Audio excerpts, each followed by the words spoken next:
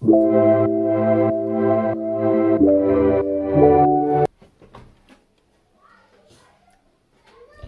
bonjour à tous, vous êtes sur la page Jordan Market. Comme convenu, voici les 8 puissantes stratégies à mettre en place pour se lancer dans l'entrepreneuriat. Mais avant tout, commentez la vidéo et invitez vos amis à nous suivre, cela peut aussi les inspirer. Identifiez-les dans les commentaires. Pour ne plus rater nos prochaines publications, n'hésitez pas à cliquer sur la cloche d'abonnement afin que nos articles s'affichent en premier dans votre fil d'actualité. Mais de grâce, faites un petit pas en arrière et considérez ces toutes petites choses avant de vous plonger dans l'écoute. Découvrez ces 8 puissantes stratégies de démarrage d'entreprise qui sauveront votre investissement.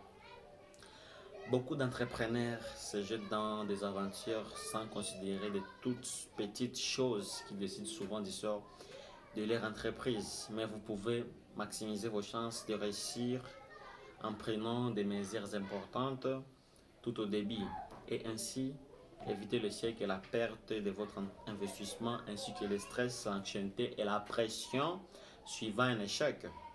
En plus, ces petites étapes ne vous aideront pas seulement à découvrir les risques, mais aussi les opportunités incroyables pour votre entreprise. Il y a un potentiel illimité pour votre entreprise si vous prenez le temps de connaître votre entreprise, son environnement et votre vie.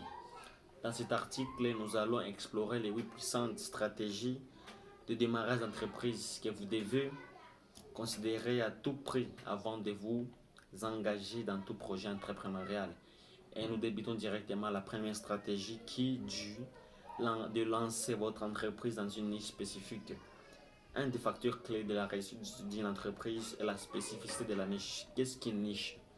Une niche n'est qu'autre qu'un segment du marché. Vous les comprendrez mieux à travers les exemples que je partagerai ci-dessous.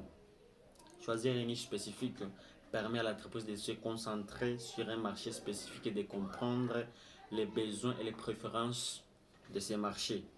Cela a des avantages. Voici le premier avantage. Le premier avantage est d'aider à développer des produits et des services qui répondent précisément aux besoins de ces marchés. Plus à ce sujet ci-dessous. Cela entraîne une différenciation avec les concurrents, car à la fin, vous offrez quelque chose de meilleur que celui offert par ce dernier. Deuxième avantage, développer une expertise dans ce domaine et positionner votre entreprise en leader sur les marchés.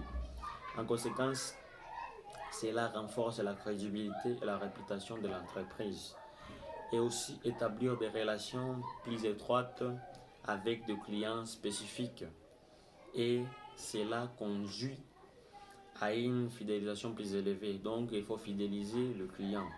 Le choix d'une niche spécifique vous permettra également de développer une proposition de valeur unique et de gagner une part du marché spécifique. C'est la meilleure stratégie pour optimiser les efforts et le budget marketing. En effet, en se concentrant sur un marché spécifique, l'entreprise peut utiliser des canaux de marketing ciblés efficaces. Cela permet à l'entreprise de réduire ses coûts de marketing tout en atteignant plus efficacement son public ciblé. Exemple concret de niche. Chaque industrie contient des segments précis et très précis qui répondent à des besoins spécifiques des clients. Par exemple, dans l'industrie alimentaire, il existe une niche pour les produits sans gluten, une autre pour les aliments biologiques, une autre encore pour les aliments végétaliens. À l'intérieur de ces niches, il y a des segments encore plus spécifiques. Par exemple, la niche des aliments biologiques peut se diviser en sous-niches comme les aliments biologiques pour bébés, les aliments biologiques pour sportifs, etc. En voici quelques exemples concrets pour les industries alimentaires. Niche aliments biologiques, sous-niche aliments biologiques pour bébés, aliments biologiques pour sportifs et aliments biologiques pour animaux domestiques, etc. Niche produits sans gluten, sous-niche pâtes sans gluten, pain sans gluten, aliments végétaliens. Niche aliments végétaliens, Sous-niche aliments végétaliens, CRI, aliments végétaliens pour animaux domestiques, etc. Et directement, nous passons à la deuxième stratégie. Dans la première stratégie, était de nous lancer dans un milieu ou une niche spécifique. Et la deuxième stratégie nous dit de nous assurer de la faisabilité du projet. Qu'est-ce que la faisabilité d'un projet? La faisabilité d'un projet est l'évaluation de la capacité d'un projet à être réalisé avec succès. Elle prend en compte différents facteurs. Premier facteur, la viabilité financière. Une viabilité financière est une analyse qui se concentre sur l'aspect financier des projets. Elle examine si le projet est rentable, donc si le projet est lucratif ou s'il y a un profit ou un quelconque bénéfice. Cette étape implique la collecte et l'analyse du coût des productions, dépenses de marketing, revenus attendus et flux de trésorerie. Elle prend également en compte les risques financiers, fluctuations des taux d'échange, des taux d'intérêt et changements dans les réglementations fiscales. Un autre valeur, c'est la faisabilité technique. Elle évalue la faisabilité du projet sur le plan de la conception, du développement et de la mise en œuvre. Elle s'assure que les ressources nécessaires pour la réalisation du projet sont disponibles, par exemple les compétences techniques et technologiques nécessaires. Enfin, le dernier facteur est la faisabilité commerciale. Elle se concentre sur la capacité du projet à répondre aux besoins des clients et à s'adapter aux changements sur le marché. Elle se concentre spécifiquement et uniquement sur l'analyse du marché. Et nous passons directement à la troisième puissante stratégie. Dans la deuxième, on nous dit de nous assurer de la faisabilité de notre projet. La troisième stratégie nous dit d'apprendre à connaître notre client cible. Si vous ne savez pas qui sont vos clients cibles, comment pouvez-vous les attirer? Comprendre qui sont les consommateurs potentiels doit être une priorité. Les consommateurs sont le cœur de toute entreprise car ils sont ceux qui achètent le produit ou les services de l'entreprise.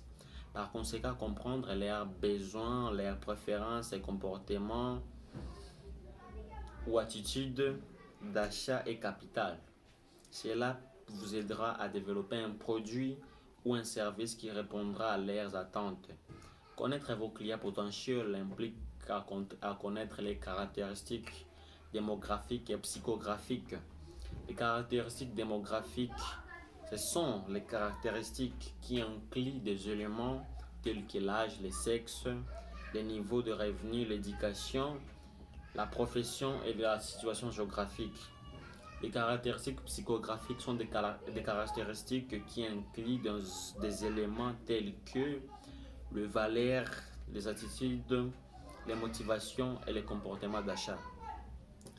La compréhension de ces caractéristiques vous permettra de développer une stratégie marketing efficace qui cible les consommateurs potentiels de manière appropriée. Prenons un exemple. Si vous ciblez le jeune adulte, vous pouvez utiliser un canal de marketing spécifique où vous savez que ces jeunes adultes utilisent. Cela peut être un réseau social, mais lequel? Facebook, TikTok. Par contre, si vous ciblez des personnes plus âgées, vous pouvez utiliser des canaux de marketing traditionnels tels que les journaux et les magazines. Nous passons à la quatrième stratégie qui nous dit de développer votre offre en fonction des attentes du client cible.